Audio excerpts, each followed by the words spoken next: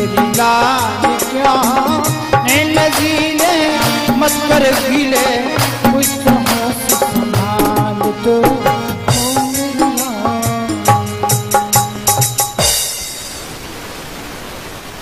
लज्जा जिसका वस्त्र हो और सदाचार जिसका आभूषण हो। और आगे फिर बात कही है कि जो धर्म पर चलती हो, जो स्त्री धर्म के मार्ग पर चलती है, उस स्त्री का जीवन सफल होता है। कुछ महिलाएं सोचती हैं हमारा काम तो यही है भोजन बनाना, बच्चों को नहलाना धुलाना और उन्हें विद्यालय भेजना, घर की साफ सफाई करनी, और बस इससे आगे हमें तो कुछ करना ही नहीं है। लेकिन नहीं, जिस प्रकार से शुद्ध ज्ञान के द्वारा, शुद्ध कर्म और शुद्ध उपासना के द्वारा पुरुषों को अपने लक्ष्य तक पहुंचना है, इसी प्रकार से स्त्री को भी अपने लक्ष्य तक पहुंचना है। और आगे फिर बात कही है, जो पति से प्रेम युक्त व्यवहार करती है। बहुत ही सुंदर बात कही है कि जो स्त्री पति से प्रेम युक्त व्यवहार करती है, याद रखना बहनों माताओं, वो स्त्री अपने पति की आयु को बढ़ा लिया करती है। लेकिन अब महिलाओं ने एक नई खोज की है पति की आयु को बढ़ाने की।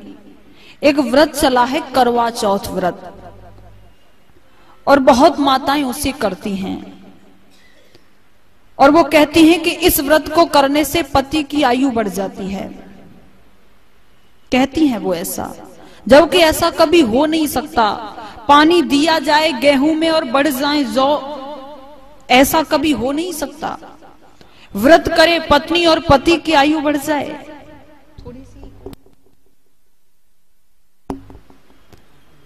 लेकिन वो करवा चौथ व्रत, जिन व्रतों को करने से पति की आयु बढ़ जाया करती है, वो करवा चौथ व्रत है क्या? कई बार तो कुछ महिलाएं ऐसी व्रत कर बैठती हैं, कहते हैं एक बार पतिदेव कहीं बाहर से घर पहुंचे, घर जब पहुंचे तो पत्नी ने भोजन लगा दिया। पतिदेव ने पूछा आपने भोजन कर लिया कि नहीं? मैं नहीं करूंगी आज। कि क्यों? कि आज मेरा करवा चौथ का व्रत है। पतिदेव ने कहा ये करवा चौथ व्रत क्या होता है? पत्नी ने कहा तुम्हें क्या मतलब इस बात से, तुम तो भोजन करो। कहने लगे फिर भी बताओ तो सही। तो कहने लगी कि आज के दिन स्त्री भूखी रहकर ईश्वर से प्रार्थना करती है पति की आयु को बढ़ाने की। पतिदेव कहने लगे आप तो बड़ी अच्छी हो देवी, खुद भूखी रहकर हमारी आयु को बढ़ाने की प्रार्थना कर रही हो। हम तो कभी करते नहीं प्रार्थना कि परमात्मा आपकी आयु बढ़ा दे। पर चलो कोई बात नहीं। पतिदेव ने भोजन करना शुरू किया और पत्नी ने अपनी रामायण पढ़नी शुरू कर दी। कहने लगी तुम्हें पता है बच्चों की फीस जानी है, तुम्हें पता है बिजली का बिल भी जमा होना है, और वो दुकान वाला उसके पैसे उधार हैं, सारा काम मुझी को करना है, कुछ तुम भी करोगे। अरे तुम कुछ भी देखा करो घर में क्या हो रहा है क्या नहीं हो रहा है। मेरे पास कपड़े नहीं हैं, बच्चे भी कपड़े मांग रहे थे। जब से इस घर में आई हूं तब से तुमने कभी भी मेरी तो कोई बात सुनी ही नहीं, तुमने आज तक मुझे कभी सुख नहीं दिया। और भी बहुत कुछ कहने लगी गुस्से में। पतिदेव भोजन कर रहे थे। उन्होंने कहा देवी जी अभी अभी तो आप आयु बढ़ाने की बात कह रही थी, अब घटाना भी शुरू कर दिया। वो नहीं जानती कि पति की आयु कैसे बढ़ाई जाती है। हमारी बहनों ने, विदुषियों ने वो व्रत किए जिन व्रतों को करने से पति की आयु बढ़ जाती है। और वो व्रत सुने हैं आपने, लेकिन करना छोड़ दिया, अनसुना कर दिया। और वो व्रत क्या है? रामायण में यह प्रसंग है जब हनुमान जी सीता माता की खोज करते हुए लंका में पहुंचे, और जब वो सीता माता से जाकर के मिले तो सीता माता बहुत दुखी थी उस समय। और उस समय हनुमान ने कहा माता श्री यदि आप कहें तो इसी समय में आपको अपने साथ ले चलूं और श्री राम से मिलवा दूं। तो उस समय सीता जी ने क्या कहा था? उन्होंने दो बात कही थी, हनुमान मैं तुम्हारे साथ ऐसे नहीं जा सकती, यदि तुम्हारे साथ में ऐसे चली गई तो श्री राम का अपयश फैलेगा।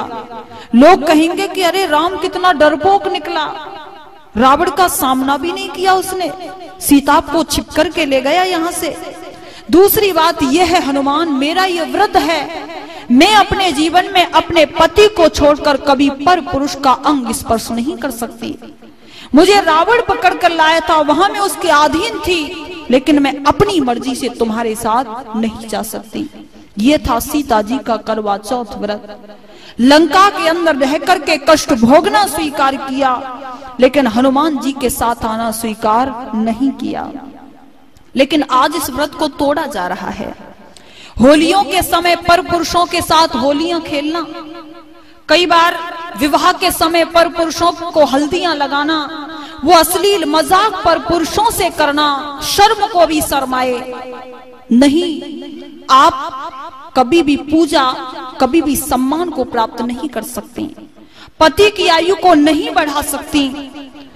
और आजकल कॉलेजों में तो इस व्रत को बहुत तेजी से तोड़ा जा रहा है। वहां पर लोग कहते हैं कि कुछ नहीं, हम दोनों यानी लड़का और लड़की, हम तो एक दूसरे के दोस्त हैं, केवल फ्रेंड हैं और कुछ नहीं। हमारी संस्कृति कहती है कि बराबर का लड़का और लड़की दोनों भाई हैं, और छोटा है तो वो बेटा है और बड़ा है तो पिता है, बराबर का है तो भाई है। और ये चौथा जो संबंध फ्रेंड का चला आया, दोस्त का, ये कहां से आया? और यही बन रहा है हमारे इस देश के विनाश का कारण। दिन रात जो घटनाएं घट रही हैं, मूल में यदि जाओगे तो ज्यादातर इसी को पाओगे।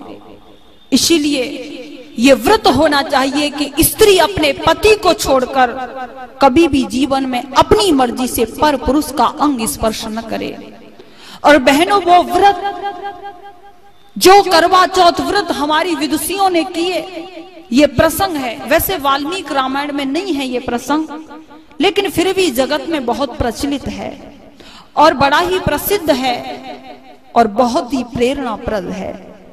और वो प्रसंग है कि रावण का पुत्र इंद्रजीत जब युद्ध करता हुआ वीर गति को प्राप्त हुआ, तो इंद्रजीत की पत्नी, जिसका नाम था सुलोचना, कहते हैं कि वो अपने पति के साथ सती होना चाहती थी और वो युद्ध भूमि में अपने पति का सिर लेने के लिए आई थी। जब वो युद्ध भूमि में पहुंची और लक्ष्मण ने जब सुलोचना को देखा, तो लक्ष्मण अकड़ में, अहंकार में खड़े हो गए कि ये भी तो देखेगी, सुलोचना भी तो देखेगी, मैं हूं वो महारथी, मैंने इसके पति को समाप्त कर दिया। सुलोचना भी समझ गई कि लक्ष्मण को अपने ऊपर अहंकार हो गया है। तो सुलोचना लक्ष्मण के पास आई और कहने लगी, लक्ष्मण, तुम ये मत समझना मेरे पति को तुमने खत्म कर दिया है। वो कहती है, अरे लक्ष्मण, तुम्हारे पास तो वो शक्ति थी ही कहां जो तुम मेरे पति को समाप्त कर पाते। लेकिन लक्ष्मण, मेरे पति को तुमने नहीं, मेरे पति को उर्मिला के त्याग और उर्मिला की तपस्या ने खत्म कर दिया है। मेरे पति को सीता की आहों ने खत्म कर दिया है। लक्ष्मण, उर्मिला अयोध्या के अंदर बैठी हुई अपने पति लक्ष्मण की आयु को बढ़ा देती है। उर्मिला 14 वर्ष तप की भट्टी में तपी थी। उर्मिला कह सकती थी, पतिदेव, वन जाने का आदेश केवल आपके भाई को हुआ है, आपको नहीं हुआ। लेकिन उर्मिला ने ऐसा नहीं कहा, क्योंकि उर्मिला जानती थी परिवार के किसी भी सदस्य पर संकट आया हो, परिवार के हर सदस्य का कर्तव्य है संकट में एक दूसरे के अंग संग रहें। लेकिन आज यदि किसी तरह सासू माँ बीमार होकर अस्पताल में पहुंच जाएं और पतिदेव कहने लगे, देवी जी मैं वहां जा रहा हूं माँ के पास अस्पताल में, कुछ पैसे दे दो, कहेगी नहीं, दूसरा बेटा मर गया, तुम ही रह गए इलाज कराने के लिए, न तुम जाओगे और न पैसे मैं दूंगी। कोई इलाज कराए तो करा ले, मर रहे तो मर जाएं, हम कब तक करेंगे। यानी सासू ससुर के प्रति भी कर्तव्य पालन नहीं कर पाते, तो इसका मतलब यह है कभी भी पति की आयु को नहीं बढ़ा पाओगी। तो बहनों, ये वो व्रत हैं। कई बार महिलाएं शिकायत करती हैं कि हमारी तो कोई इज्जत नहीं है, न ससुराल में न कहीं। ससुराल वालों की कमी हो सकती है, लेकिन उसमें कुछ कमी हमारी भी हो सकती है। महाभारत में प्रसंग है, श्री कृष्ण की पत्नी सत्यभामा एक बार द्रौपदी से पूछने लगी, बहन, प्रश्न करती हैं, बहन, ये पांडव तुम्हारा बहुत सम्मान करते हैं, ये तुम्हारी सासू मां कुंती तुम्हें पुत्रीवत स्नेह करती है, ऐसा क्यों है? तो द्रौपदी ने कहा, बहन सुनो, मैं अपने ये जो मेरे देवर जेठ जो भी है ना, मैं इनसे ऐसा व्यवहार करती हूँ, बहुत ही अच्छा, अपने देवरों से पुत्रवत व्यवहार किया करती हूँ। मैं अपनी सासू माँ और अपनी जननी माँ में कभी भी कोई फर्क नहीं समझती हूँ। असभ्य स्त्रियों की भांति कभी दरवाजे पर खड़ी नहीं होती हूँ। जब मेरे पति घर से बाहर चले जाते हैं तो कभी भी पति के पीछे श्रृंगार नहीं करती हूँ। अपने पति को छोड़कर कभी किसी पर पुरुष के साथ हंसी मजाक या फालतू बात नहीं करती हूँ।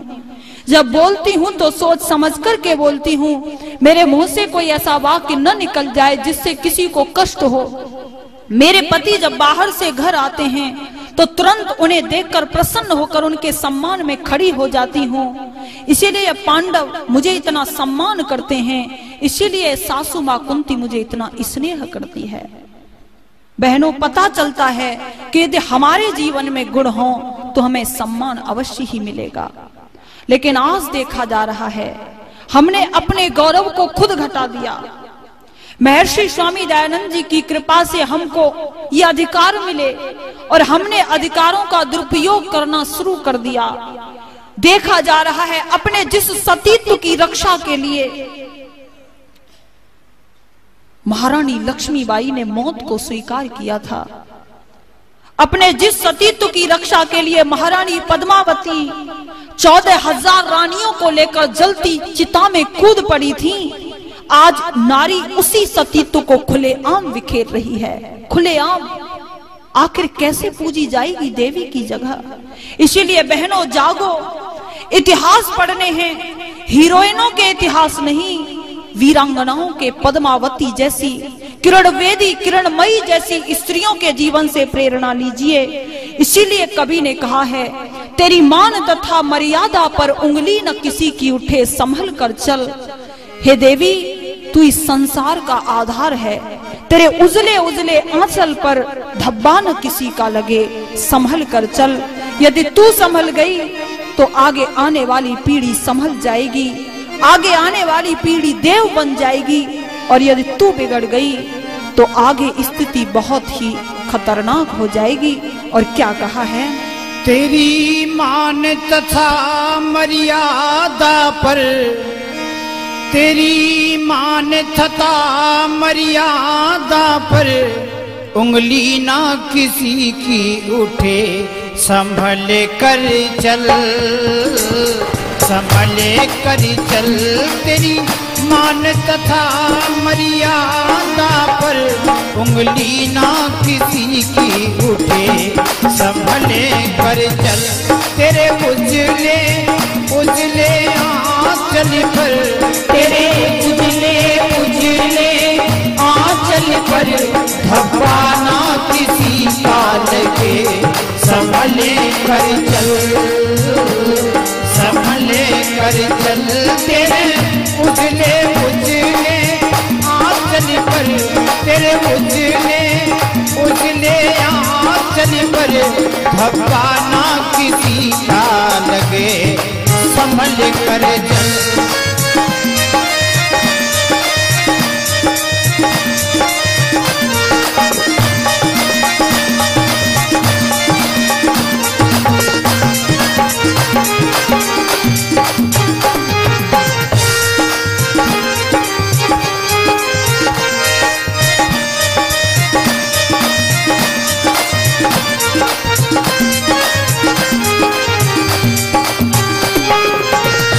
कवि कहता है, देवी ये तू किसका अनुसरण करने लगी? तू है कौन? खिलौने ठुलाने वाली वासना की तितली नहीं है तू। अपने इतिहास को पढ़। रावण के हजारों भय दिखाने पर तूने अपने व्रत को, तूने अपनी मर्यादा को नहीं तोड़ा था। तू जलती चिता में तो कूद पड़ी थी, लेकिन तूने अपने व्रत को वहां भी नहीं छोड़ा। आज तू अपने उस गौरव को कैसे भूल गई? और क्या कहा है? जान रही दुनिया तुझको, तू सावित्री सीता है, जान रही दुनिया तुझको, तू सावित्री। सीता है, जान रही दुनिया तुझको, तू सावित्री सीता है। तूने सतीत्व के बल से ही इसे सारे जग को जीता है। तूने सतीत्व के बल से ही इसे सारे जग को जीता है। अब तेरे इस नंगेपन का, अब तेरे इस नंगेपन का जग में ना ढिंढोरा पीटे, संभले कर चल, संभले कर चल। तेरी मान तथा मर्यादा पर, तेरी मान तथा मर्यादा पर उंगली ना किसी की उठे, संभले कर चल। तेरे उजले उजले आंचल पर, तेरे उजले उजले आंचल पर धब्बा ना किसी का लगे, संभले कर चल।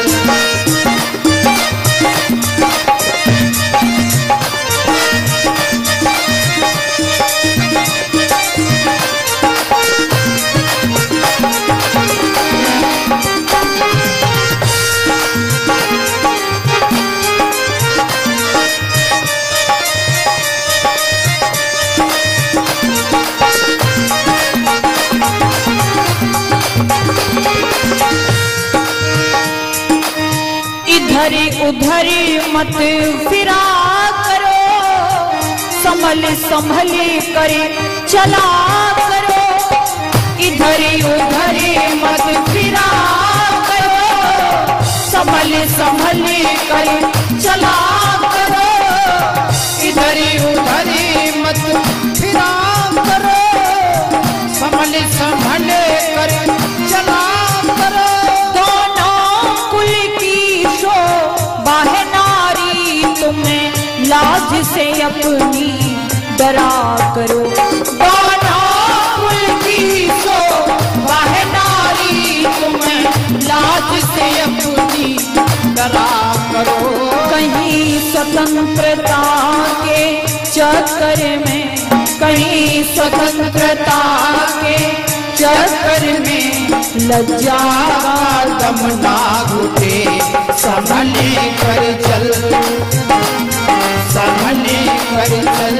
तेरे उजले उजले आंचल पर, तेरे उजले उजले आंचल पर धब्बा ना किसी का लगे, संभले कर चल। तेरी मान तथा मर्यादा पर, तेरी मान तथा मर्यादा पर उंगली ना किसी के उठे, संभल कर चल।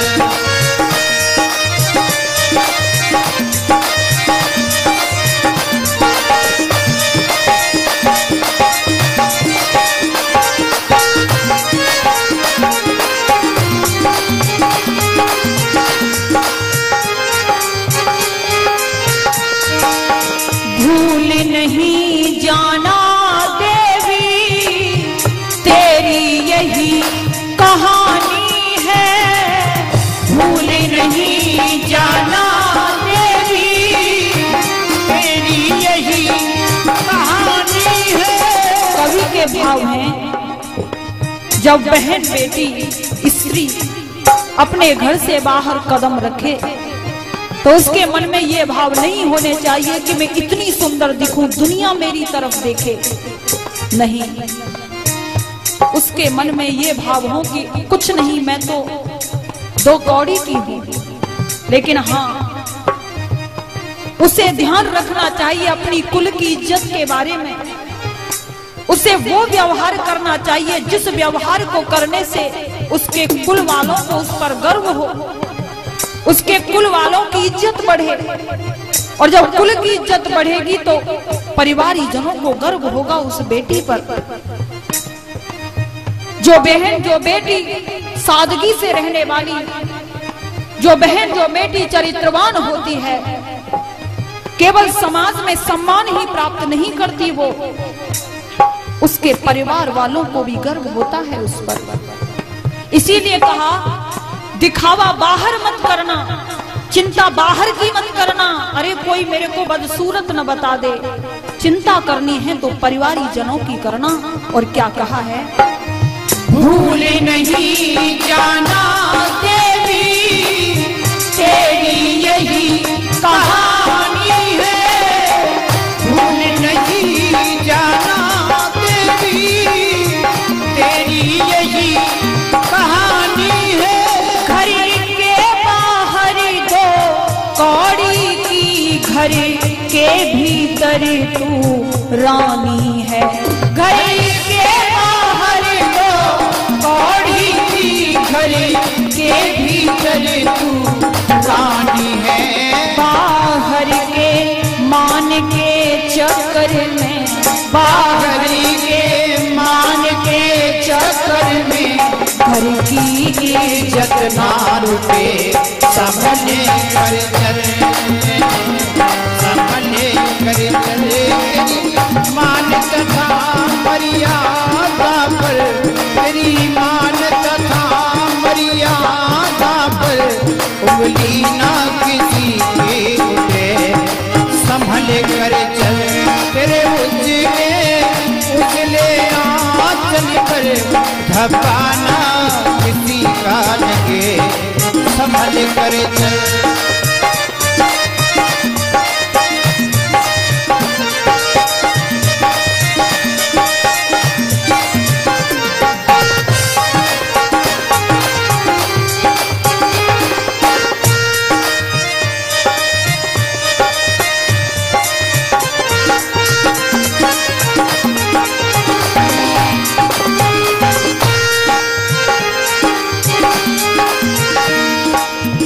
उड़ी उड़ी कर तू तितली सी, फूलों पर मड़राती है। उड़ी उड़ी कर तू तितली सी, फूलों पर मड़राती है। उड़े उड़े करे तू तितली सी। कवि ने कहा है, हे देवी इस बात को हमेशा याद रखना, खुशबू तो चमन में आ गई पर ये मत भूलना, शायद खिजा छुपी हो बहारों के आसपास। कई बार देखा जाता है कुछ बहन कुछ बेटियों को, कुछ स्त्रियों को अपनी सुंदरता अपनी जवानी पर इतना अभिमान होता है कि वो इसी तरीके के कदम उठा जाती हैं कि परिवार पर कलंक लगा दिया करती हैं। परिवार के सदस्य सर उठाने लायक नहीं रहते और कितनी घटनाएं ऐसी घटती ही रहती हैं। एक बार हरियाणा में हमारा कार्यक्रम चल रहा था और ये सूचना अखबार में निकली थी। एक लड़की ने किसी लड़के को पसंद किया, लेकिन परिवार वाले नहीं चाहते थे कि इनका विवाह हो और वो लड़की छिप कर के वहां से निकल गई। परिवार वालों ने खोज की और वो मिल भी गई, उसे वापस ले आए। तो वो लड़की किसी तरीके से घर से भागकर पुलिस वालों के पास पहुंच गई और जाकर के कहा कि मेरे माता पिता मुझे जान से मार देना चाहते हैं। पुलिस वालों ने माता पिता को पकड़कर जेल के अंदर डाल दिया और वो लड़की जिस लड़के के साथ गई थी उस लड़के को वहीं बुलाया जेल के सामने और जाने लगी और कहने लगी जा रही हूं मैं, रोक कर दिखाओ। माता पिता ने कहा जा रही है तो जा बेटी, हमें तो जेल से निकलवा जा। लेकिन उस बच्ची ने अपने माता की तरफ मुड़कर के नहीं देखा, क्योंकि वो इस भ्रम का शिकार थी कि जो स्थिति मेरी आज है वही स्थिति सदा रहेगी। मुझे न तो आज इनकी जरूरत है और न आगे कभी पड़ेगी। एक सत्य घटना और है हमारे पास, ज्यादा दूर नहीं है। एक लड़का और लड़की ने एक दूसरे को पसंद किया, लेकिन कोई नहीं चाहता था, न लड़के वाले न लड़की वाले की ये विवाह हो। वो जो लड़का था हमारे गांव के पास ननिहाल है उसकी, वो लड़की भी वहां से भाग गई और आपके राजस्थान या भरतपुर में आकर के वो दोनों रहने लगे। उनके 2 बच्चे भी हो गए। वो लड़का कहीं जा रहा था, एक बार रास्ते में एक्सीडेंट हुआ, टक्कर हुई और वहीं की वहीं तुरंत दम तोड़ दिया उसने। वो बच्ची, वो जो लड़की थी, उसकी पत्नी, उसके बच्चे थोड़े थोड़े बड़े थे, खुद पढ़ी लिखी नहीं थी, कम उम्र में ही भाग आई थी उसके साथ। अब उन बच्चों को लेकर कहां जाए, भूखी मरेगी। माता पिता के पास पहुंची, माता पिता ने कह दिया, बेटी हमने तो समझ लो तुम्हारा अंतिम संस्कार कर दिया था उस दिन जिस दिन तुम हमें छोड़ करके गई थी। लड़के के गांव पहुंची, ससुराल, उन्होंने कहा बेटा था तब ही हमने नहीं अपनाया तो अब कैसे अपना सकते हैं। अब क्या होगा, खुशबू तो चमन में आ गई पर ये मत भूलना, जीवन में पता नहीं कब कैसा समय आ जाए। इसीलिए कहा है हमेशा अपने जीवन में इस बात को ध्यान रखना। उड़े उड़े करे तू तितली सी, फूलों पर मढ़राती है, जहाँ फूल ही वहाँ पर कांटे भी तू उनसे भय नहीं खाती है।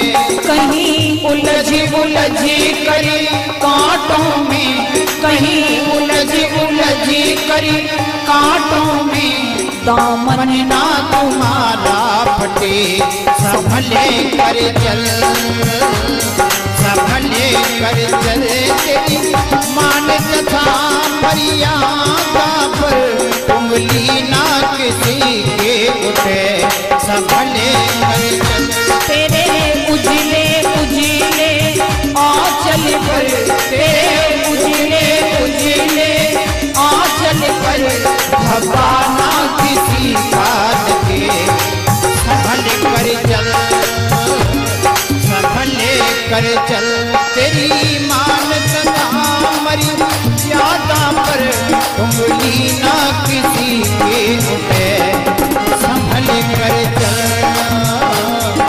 संभले कर चल।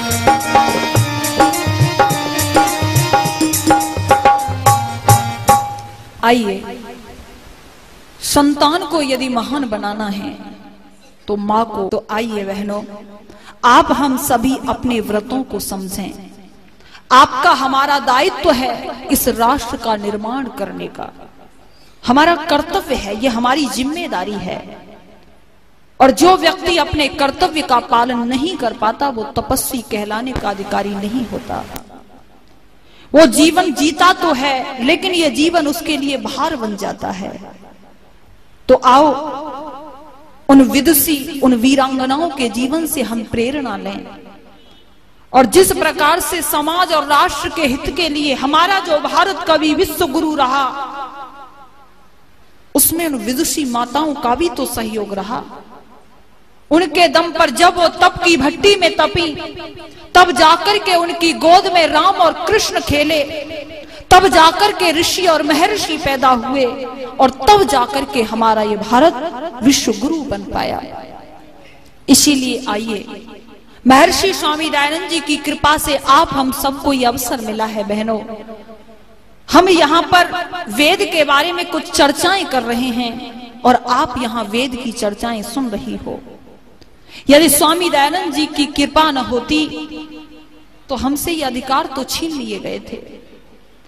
हमारे ऊपर कितने अत्याचार किए जा रहे थे, न हमें पढ़ने का अधिकार था, हमें कोई धार्मिक कार्य करने का अधिकार नहीं था। जो ऐसी जगह है जहां पर बहुत से व्यक्ति बैठते हैं, कोई भी चर्चा करते हैं, वहां पर हम जा नहीं सकते थे। और हरियाणा के अंदर तो आज भी है जो चौपाल होती हैं, जहां पर पंच बैठा करते हैं, कोई भी बहन बेटी उस चौपाल पर कदम नहीं रख सकती।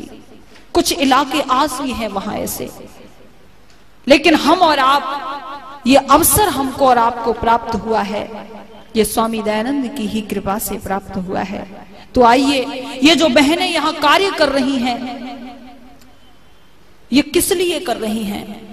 देखो, प्रसंगवश एक बात और भी कह दूं, देखा जाता है आजकल महिलाएं गुरु बनाती हैं और गुरुजी मंत्र देते हैं। हमने पहले का मंत्र नहीं, वो अपना मन गढ़ंत कोई श्लोक देते हैं और कान में देते हैं और कहते हैं किसी को बताना मत, और कहते हैं कि वो गुरु को ही सब कुछ मानती हैं। हरियाणा की सत्य घटना है ये। हरियाणा में एक महिला थी और वो अपने घर में एक ही हाथ से काम करती थी। पतिदेव ने पूछा, देवी जी तुम्हारे दूसरे हाथ में क्या हो गया है? कि कुछ नहीं। दूसरे दिन देखा वो फिर एक ही हाथ से घर का काम कर रही थी। पति ने पूछा क्या बात है? कि कुछ नहीं। तीसरे दिन देखा, पति ने कहा चोट लग गई है हाथ में, चोट आई है कि नहीं? फिर क्या बात है? पत्नी ने फिर टाल दिया। पति ने कहा बताती क्यों नहीं हो? 1 घंटे के काम को आप 4 घंटे में करती हो और बताती कुछ हो नहीं, परेशानी भी है नहीं हाथ में। तो कहने लगी कि इस हाथ को मैं गुरुजी को दक्षिणा में दे आई हूं, इस हाथ से मैं घर का काम नहीं करूंगी, इस हाथ से तो केवल गुरु की सेवा करूंगी मैं।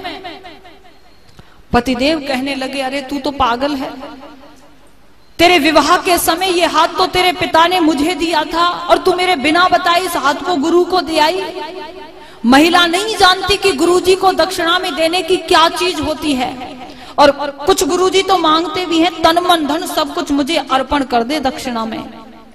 तन मन और धन इन तीनों में से कोई भी चीज गुरुजी को अर्पण करने की नहीं होती। अच्छा, जब विवाह संस्कार होता है तो तन तो पति के लिए अर्पित कर दिया जाता है और मन को अर्पित कर दोगी तो संकल्प विकल्प कैसे करोगी? और जी धन को यदि गुरुजी को दे दिया सारे को तो संतान तो भूखी मर जाएगी। फिर गुरुजी को क्या दें दक्षिणा में? गुरुजी को वस्त्र दीजिए, रहने के लिए घर नहीं है तो घर बनवा दीजिए गुरुजी के लिए। उनके पास आने जाने के लिए कोई सुविधा नहीं है, मोटरसाइकिल दे दो, कार दे दो, लेकिन तन मन धन सब कुछ गुरुजी को। और महिलाएं गुरुजी के लिए ऐसे ऐसे गीत गाती हैं, शर्म को भी शर्माए। एक बार नोएडा के अंदर, हमारे यहाँ उत्तर प्रदेश में पड़ता है, महिलाएं बता रही थी कि हमारे यहाँ तो महिलाएं गुरुजी के लिए ऐसे गीत गाती हैं, गुरुजी मैंने बिंदिया लगाई तुम्हारे नाम की, मैंने चूड़ी पहनी तुम्हारे नाम की। कितना दुर्भाग्य है। लेकिन हम जो कहना चाहते हैं वो ये, माता और बहनों, यदि स्वामी दयानंद न आते तो आज आपको गुरु बनाने का भी अधिकार नहीं था। जो पाखंडी जिनको आज महिलाएं पूज रही हैं, इन्हीं पाखंडियों ने हमसे ये अधिकार छीन लिए थे। स्वामी दयानंद ने ही प्रचार किया स्त्री ब्रह्मा बहुविता, स्त्री जगत की ब्रह्मा है। उन्होंने महर्षि मनु के इस श्लोक का प्रचार किया, यत्र नार्यस्तु पूज्यन्ते रमन्ते तत्र देवता। अरे आपने किस कारण से नारी के अधिकार छीन लिए, नारी का सम्मान करना छोड़ दिया? जहां पर स्त्री की पूजा होती है वहां देवता निवास किया करते हैं। और उसके बाद आप हम सबको यह सौभाग्य मिला। बहनें यहाँ काम कर रही हैं, हमें भी आर्य समाज का, हमें भी वेद जैसी सत्य विद्या का प्रचार प्रसार करने का सौभाग्य मिला है। तो आइए इस अवसर का हम लाभ उठाएं और अपने इस जीवन को हम सफल बनाएं। तो बहनों आइए चलते चलते महर्षि स्वामी दयानंद के प्रति किसी कवि ने लिखा है, 100 बार जन्म लेंगे 100 बार फना होंगे, एहसान दयानंद के फिर भी न अदा होंगे। जिनकी आत्मा मरी हुई है वो तो इस बात को स्वीकार नहीं करते। वो कहते हैं अजी नहीं, स्वामी दयानंद से अच्छे तो और भी व्यक्ति हैं। पाखंडियों को अच्छा कहते हैं वो। किसी ने कहा है कि नहीं बिगाड़ा भारत का कुछ, दुश्मन की तलवारों ने भारत को बर्बाद किया है, भारत के गद्दारों ने, स्वार्थी व्यक्तियों ने महर्षि स्वामी दयानंद को 17 बार जहर दिया। क्यों? क्योंकि स्वामी दयानंद सत्य का प्रचार कर रहे थे। उनकी रोजी रोटी का सवाल था, उनकी रोजी रोटी छिनी चली जा रही थी। लेकिन सज्जनों, जो ईमानदार हैं, जो सत्य से प्रेम करने वाले हैं, वो तो इस बात को मानते ही हैं, क्योंकि उन्हें तो नवजीवन मिला है, उनको वेद विद्या मिली है, उनको मुक्ति का मार्ग मिला है। और कवि उस महर्षि स्वामी दयानंद को याद करके सच्चे हृदय से और क्या लिख रहा है? 100 बार जन्म लेंगे 100 बार फना होंगे, 100 बार जन्म लेंगे 100 बार फना होंगे, एहसान दयानंद के फिर भी न अदा होंगे। 100 बार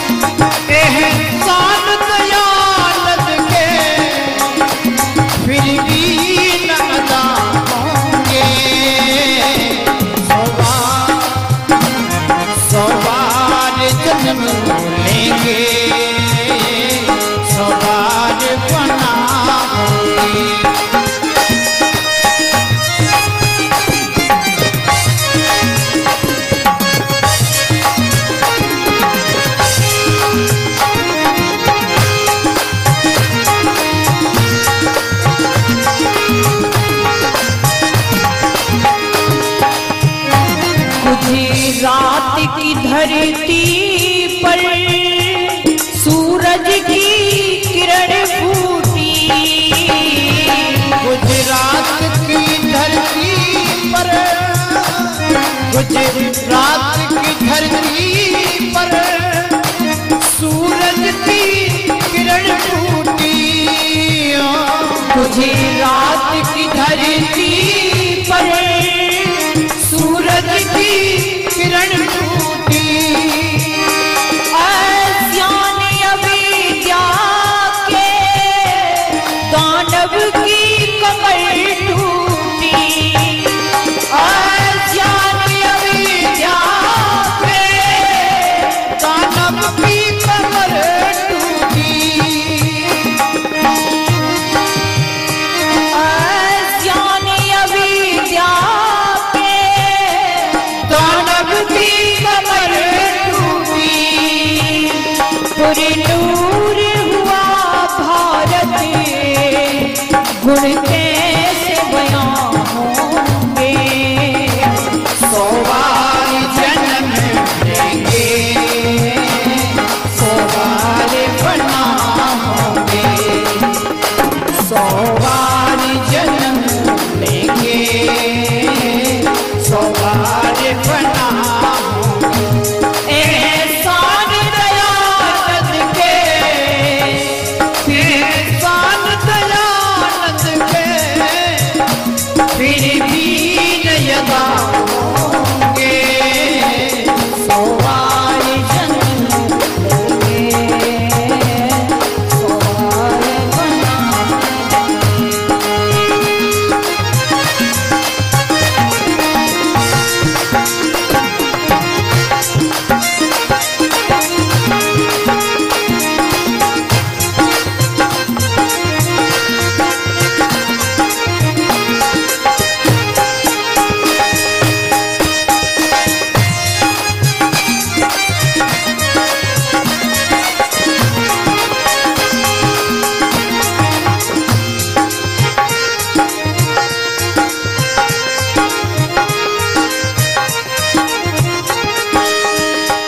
निराकार की पूजा को हृदय में उतारा था। निराकार की पूजा को, निराकार की पूजा को हृदय में उतारा था।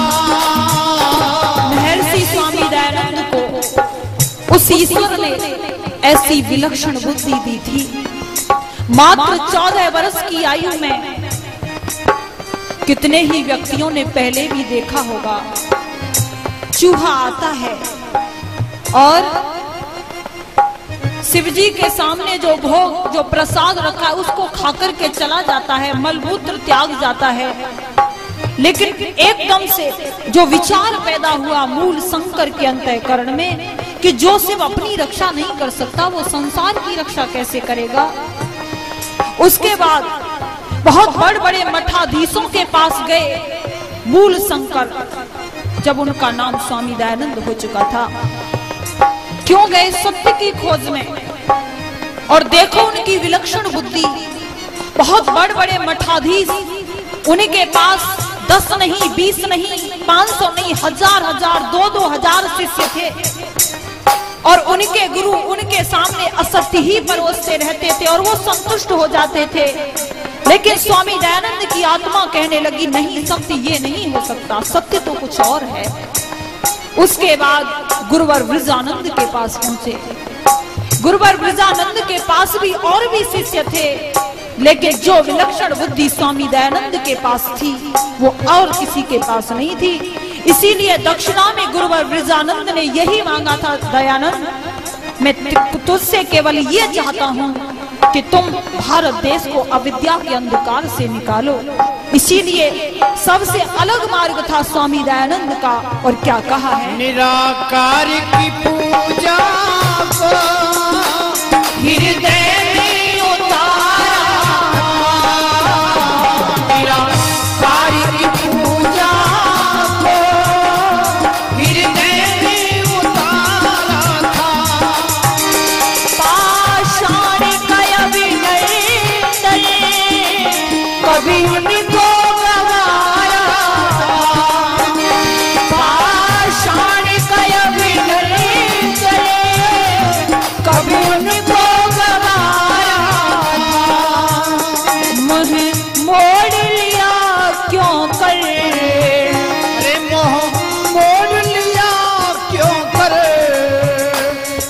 पत्थर भी खुदा होंगे, 100 बार जन्म लेंगे, 100 बार बना हो, अरे 100 बार जन्म लेंगे, 100 बार बना होंगे।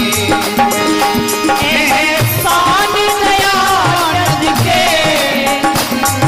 फिर भी नहीं जानोगे, 100 बार जन्म लेंगे, 100 बार बना होंगे।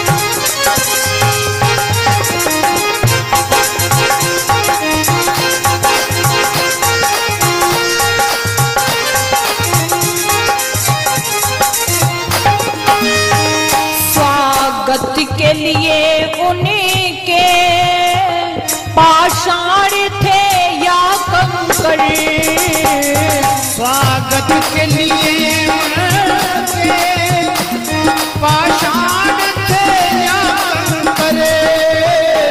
महर्षि स्वामी दयानंद ने क्या दिया है हमें, एक बार कल्पना करके तो देखो। नव जीवन दिया है हमें, वेद विद्या से जोड़ा है हमें, और ये ऐसी वेद विद्या, एक बार जो व्यक्ति वेद विद्या को ठीक ठीक तरीके से जान जाता है, यदि वास्तव में उसके अंदर धार्मिक संस्कार हैं और उससे कोई कहने लगे कि आपको वेद विद्या से बिल्कुल अलग कर दिया जाए, दूर कर दिया जाए, तो आपका जीवन कैसा होगा, तो वो व्यक्ति जानता है वेद के महत्व को, वो कहेगा कि फिर तो मैं मौत को स्वीकार करना चाहूंगा। और उसी के साक्षी है वो पंडित लेखराम, वो स्वामी श्रद्धानंद, इतने दीवाने थे वो वेद विद्या और ईश्वर के। लग जाता है जब चस्का प्रभु की प्रेम सुधा पीने का, सारा अंदाज बदल जाता है उसका दुनिया में जीने का। लेकिन उसकी कीमत कुछ ही लोग समझ पाते हैं। महर्षि स्वामी दयानंद ने, जब हम कल्पना करते हैं तो हे स्वामी दयानंद, तुमने तो हमें सर्वस्व दिया, सर्वस्व। अगर तुम न आए होते तो हमारा जीवन क्या जीवन होता, पशुओं की तरह। मैं अपना एक अनुभव आपको यदि बताऊं, हमारे यहाँ हो सकता है आपके यहाँ भी वो होता हो, रागनियां हुआ करती हैं और इतनी असभ्य रागनी होती हैं वो। रागनियों में लड़कियां गाती हैं और इतना अश्लील गाती हैं, शर्म को भी शर्म आती है। और उनकी रागनियों में हजारों की संख्या में भीड़। मेरे गांव के पास लगभग 1.5 या 1 किलोमीटर दूरी पर वो रागनियां हो रही थी। मैं भी सुन रही थी, रात के समय वो रागनियां हो रही थी और वो लड़की ये कह रही थी माइक पर, जहां पर चारों तरफ हजारों की भीड़ थी, युवाओं की, असभ्य शराबियों की, उनके बीच में, कि हम अपनी अदाओं से इस सारे जहां को हिला देते हैं। आप सोचो क्या स्थिति हुई होगी उस समय उस लड़की की और वहां के युवाओं की। उस दिन मुझे एकदम से महर्षि स्वामी दयानंद और ईश्वर याद आया। हे स्वामी दयानंद, आपकी कृपा मुझ पर हुई, उस ईश्वर की कृपा मुझ पर हुई, मुझे पवित्र वेद विद्या का प्रचार प्रसार करने का अवसर मिला। उस दिन से मैं आर्य समाज और वेद विद्या और ईश्वर से कितना प्रेम करने लगी हूँ, इस बात को बस मैं ही जानती हूँ। लेकिन ये सब महर्षि स्वामी दयानंद की कृपा से हुआ। इसीलिए स्वागत के लिए उनके पाषाण थे या कंकरे, के लिए इनके पाषाण थे या कंकरे, कमी खा के बने हनुमति, विष पी के बने शंकरे, कमी खा के बने हनुमति, विष पी के बने शंकरे।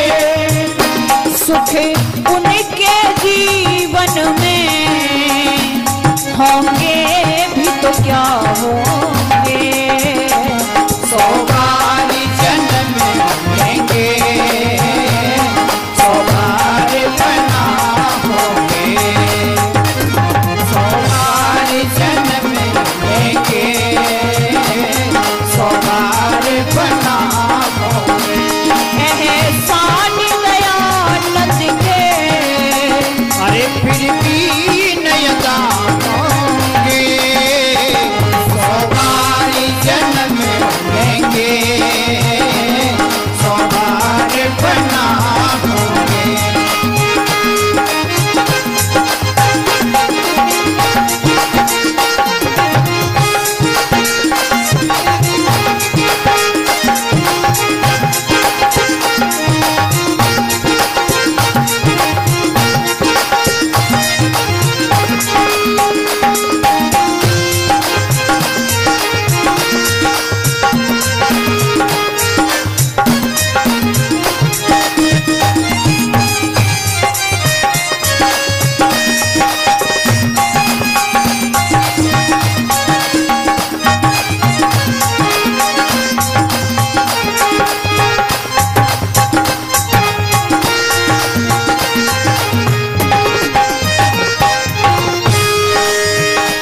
स्वामी श्रद्धानंद से सेनानी दिए हमको, स्वामी श्रद्धानंद से सेनानी दिए हमको, स्वामी श्रद्धानंद से सेनानी दिए हमको, और लेख राम जैसे बलिदानी दिए हमको, और लेख राम जैसे बलिदानी दिए हमको, जिनकी शहादत के हर गम की दवा होंगे, 100 बार जन्म लेंगे, 100 बार बना होंगे, 100 बार जन्म लेंगे, 100 बार बना होंगे। एहसान दयानंद के फिर भी नयता होंगे, 100 बार जन्म लेंगे, 100 बार बना होंगे, 100 बार जन्म लेंगे, 100 बार बना होंगे, 100 बार जन्म लेंगे, 100 बार बना होंगे। महर्षि स्वामी दयानंद का जो उपकार हमारे ऊपर है, जो कर्जा, उस कर्जे को चुकाने का एक ही उपाय है, वेद विद्या सत्य विद्या का प्रचार प्रसार करें। स्वामी दयानंद से एक बार किसी ने प्रश्न किया, आखिर तुम क्या चाहते हो स्वामी दयानंद? तो उन्होंने कहा था कि मैं भारत को विश्व गुरु देखना चाहता हूं, और वो बिना वेद विद्या के संभव नहीं है सज्जनों। इसीलिए आइए आप हम सब प्रयास करें। यही प्रयास आर्य समाज का है कि समाज सुधर जाए, समाज का वातावरण अच्छा बन जाए, समाज के व्यक्ति वेद विद्या से जुड़ जाएं, और वेद विद्या से जुड़ जाएंगे तो सबकी रक्षा हो जाएगी, सबकी रक्षा। सज्जनों, यदि हम वेद विद्या से जुड़ेंगे तो हमारा राष्ट्र हर क्षेत्र में उन्नति करेगा, हर क्षेत्र में। यहां पर फिर भ्रष्टाचार नहीं होगा, यहां पर फिर बलात्कार नहीं होंगे, यहां पर फिर हत्याएं नहीं होंगी, यहां पर गौ नहीं काटी जाएंगी यदि हम वेद विद्या से जुड़ जाएं। आज तो दिन रात गौ काटी जा रही हैं, दिन रात। मुझे बताया था, सूचना दी थी, यहां पर कुछ माताओं का संगठन है और वो गौशाला चला रही हैं। बहुत ही अच्छा काम है, यज्ञ है ये, क्योंकि वेद में कहा है गाव विश्वस्य मातरः, गाय विश्व की माता है। हमारी 4 माता हैं, एक होती है जननी माता, दूसरी होती है वेद माता, तीसरी है भारत माता और चौथी है गौ माता। जिस प्रकार से जितनी चिंता हमें अपनी जननी माँ की होती है, उतनी ही चिंता हमें गौ माता की भी अवश्य ही होनी चाहिए। इसीलिए आप सबसे निवेदन है, उन माताओं का सहयोग करें। यदि आप उनका सहयोग नहीं करोगे तो इसका मतलब यह है आप गौ माता के प्रति अपना फर्ज नहीं निभा रहे हो, आप माता के कर्जे को चुकाने का प्रयास नहीं कर रहे हो, आप माँ के कर्जदार ही रह जाओगे। तो इसीलिए कहा कि जब वेद विद्या से जुड़ जाएंगे तो ऐसी स्थिति देश की नहीं रहेगी, देश उन्नति करेगा। कई बार व्यक्ति कहते हैं कि आप प्रचार खूब करते हैं, लेकिन फिर भी देखो वातावरण बहुत बिगड़ चुका है, कोई प्रभाव नहीं पड़ता। वैसे प्रभाव पड़ता है, ऐसी बात नहीं है प्रभाव न पड़े, लेकिन होता यह है एक वर्ष में ज्यादा से ज्यादा, मान लीजिए 2 दिन 4 दिन या फिर ज्यादा से ज्यादा, वैसे तो यज्ञ तो यहाँ 1 महीने से चल रहा है और वहां पर आप प्रवचन भी अवश्य ही सुनते होंगे भ्राता जी के। तो कहा कि आपने साल में 1 महीने तो प्रवचन सुन लिए, हवन से जुड़े रहे, अब 11 महीने आप गलत विचारों से जुड़े रहेंगे। टेलीविजन पर बैठोगे तो गलत ही देखोगे, गलत ही सुनोगे, अखबार देखोगे तो गलत ही, पड़ोसी के पास बैठोगे, किसी व्यक्ति से बातें करोगे तो कोई वेद की चर्चा थोड़ी होती है वहां। कहने का भाव है अनुपात बुराइयों का ज्यादा रहता है और अच्छाइयों का कम, इसीलिए प्रभाव भी बुराइयों का ही पड़ेगा जी। अनुपात में आप देखो, अच्छाई का प्रचार ज्यादा करो, आप बराबर भी करने लगे ना, जितनी बुराई का प्रचार हो रहा अच्छाई का प्रचार उतना ही होने लगे तो अच्छे व्यक्ति ज्यादा नजर आएंगे। लेकिन फिर भी हमें प्रयास करना है, क्योंकि एक दृष्टांत आप सबने शायद सुना हो कि एक बार किसी गांव के अंदर एक बहुत बड़ी हवेली में आग लग गई। हवेली में आग लगी तो गांव वालों ने उस आग को बुझाने का प्रयास किया। बहुत प्रयास करने के बाद भी वो आग नहीं बुझ पा रही थी। गांव वाले सभी प्रयास कर रहे थे, लेकिन वो थक गए और थक करके बैठ गए। गांव वालों ने देखा एक छोटी सी चिड़िया गांव के तालाब में जाती है, जो तालाब था, और अपनी चोंच में एक बूंद पानी लेती है और लाकर के जलती आग पर डाल देती है। वो फिर पानी लेती है, फिर आग पर डाल देती है, फिर पानी लाती है। गांव वालों ने चिड़िया से कहा तू पागल हो गई है, अरे हमने तो प्रयास किया, थक कर के बैठ गए और तेरे एक बूंद पानी से ही आग बुझ जाएगी।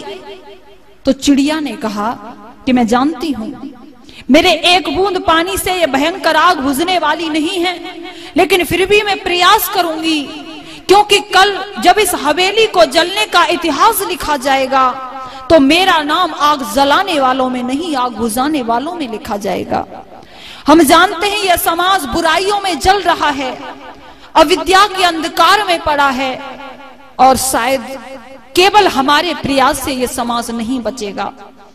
वीर भगत सिंह, चंद्रशेखर आजाद, किसी एक को ही कुर्बानी नहीं देनी पड़ी, कितनों ने, लगभग 7 लाख गाने वाले गाते हैं दे दी हमें आजादी बिना खड़ग बिना ढाल। स्वर्गीय राजीव दीक्षित, लगभग आप सभी उनसे परिचित होंगे, बहुत उच्च कोटि के प्रवक्ता रहे, अब वो नहीं है, खत्म हो चुके हैं। उन्होंने इतिहास के माध्यम से जाना और बताया कि लगभग 7 लाख व्यक्तियों को कुर्बानी देनी पड़ी, तब जाकर के ये आजादी हमें मिल पाई। इसीलिए कहा मात्र हमारे प्रयास से ये भयंकर आग बुझे नहीं शायद, लेकिन प्रयास करना है, क्योंकि कल हमारा नाम आग जलाने वालों में नहीं, आग बुझाने वालों में लिखे, इसलिए प्रयास करना है। तो आइए आप हम सब हिम्मत न हारें, मेहनत करते रहें, पुरुषार्थ करते रहें, सफलता अवश्य ही मिलेगी। आज नहीं तो कल हरियाणा के एक सज्जन हैं, बहुत ही तपस्वी हैं। उन्होंने पूरा जीवन वेद विद्या के प्रचार में समर्पित कर दिया है। वो बहुत सुंदर एक बात कहते हैं। वो कहते हैं कि हम तो बीज डाल रहे हैं, वेद विद्या का बीज। अभी तो हम केवल काम बीज डालने का कर रहे हैं। कभी समय बनेगा तो ये बीज अंकुरित होंगे और इनमें से वृक्ष अवश्य बनेंगे और वो वृक्ष फल भी अवश्य देंगे। बीज डालने का काम करना है आप हम सबको। इन्हीं शब्दों के साथ में अब अपनी वाणी को हम विराम देते हैं। आप सभी का बहुत बहुत धन्यवाद। लगातार 4 दिन तक आपने हमारे विचारों को सुना। जो जो बातें आपको अच्छी लगी, आपसे निवेदन